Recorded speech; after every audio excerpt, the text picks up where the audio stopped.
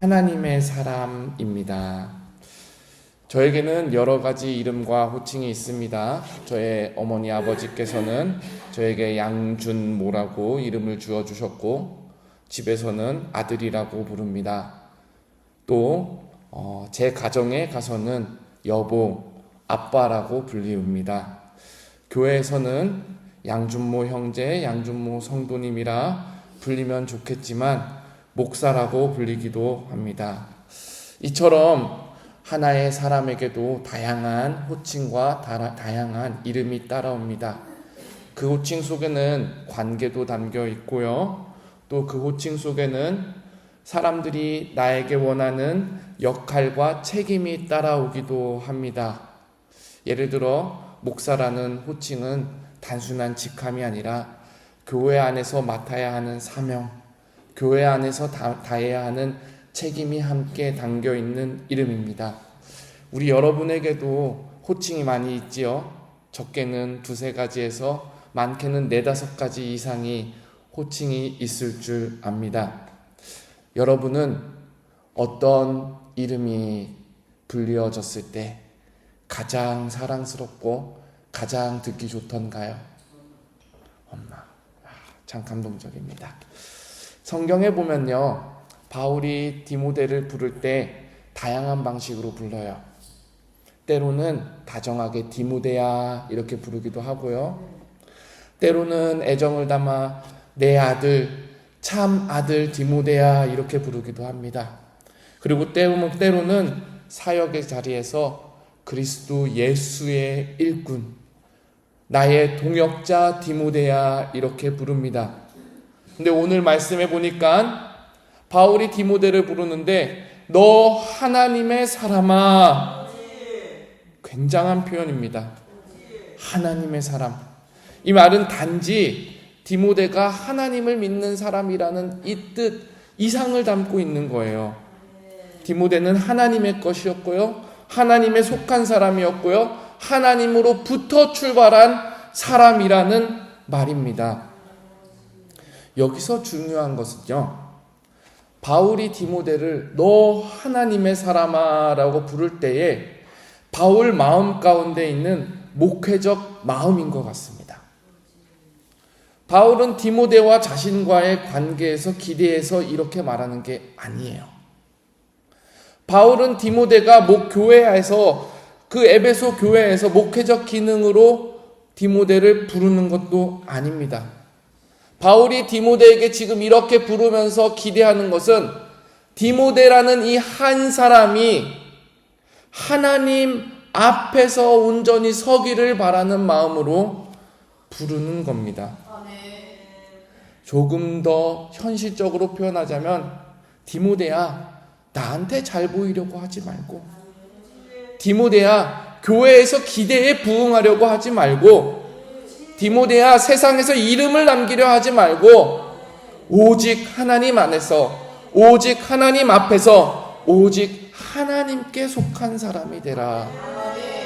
저는 이 짧은 부름 속에 목회자의 마음을 부릅니다.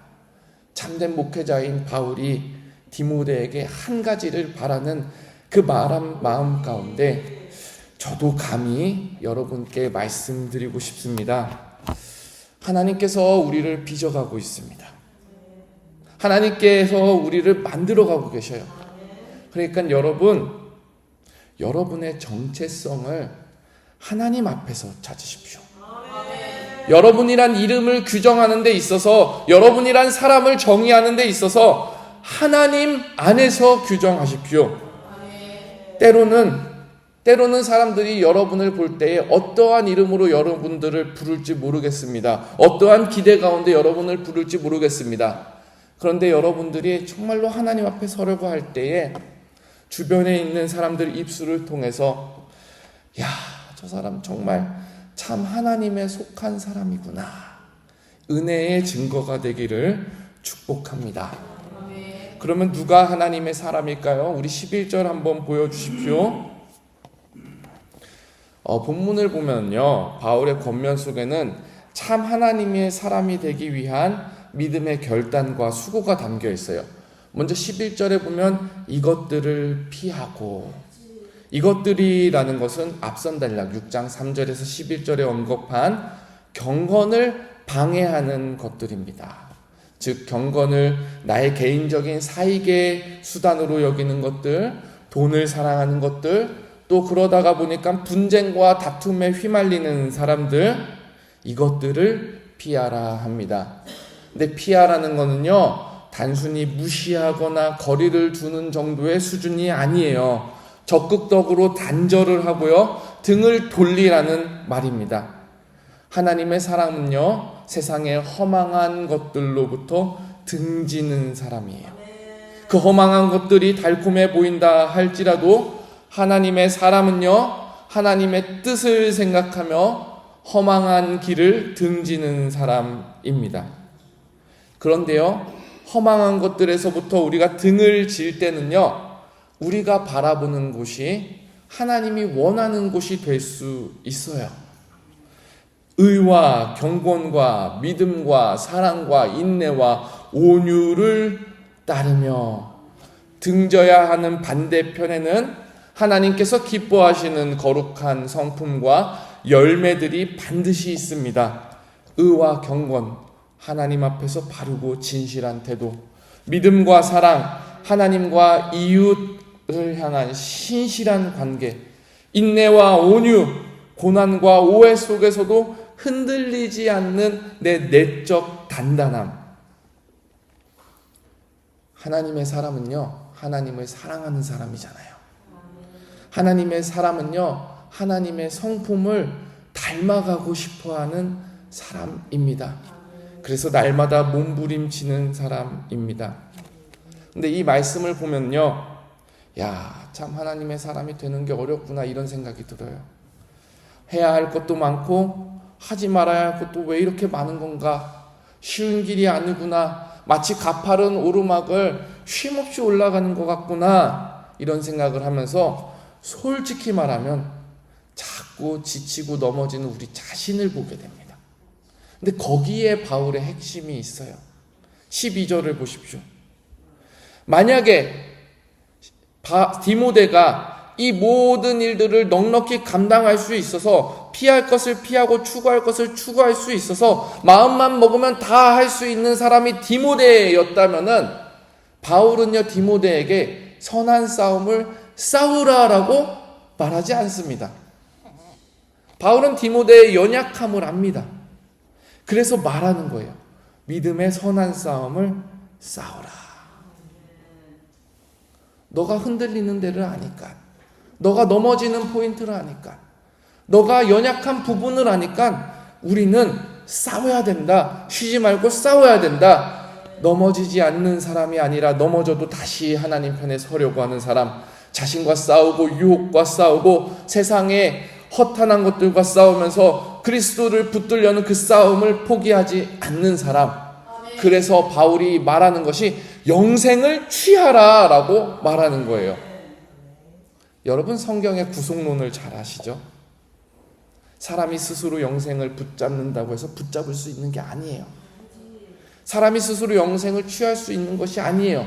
근데 바울은 누구보다도 이 신학을 잘 아는 사람이에요. 그럼에도 불구하고 영생을 취하라라고 합니다. 이것은 분명히 예수님께서 보여주신 영적 원리가 있기 때문입니다. 마태복음 15장에 보면 예수님이 우상이 창궐한 도시에 들어가요. 두로와 시돈, 가나안 땅에 들어갑니다. 거기에 한 여인이 있어요. 이방 여인이에요. 이 여인은 자기 딸이 흉악한 귀신에 들려가지고 미쳐 날뛰는 사람이었습니다. 이 여인이 예수님을 보고 부르짖습니다. 예수님, 제발 좀 우리 딸을 고쳐주세요.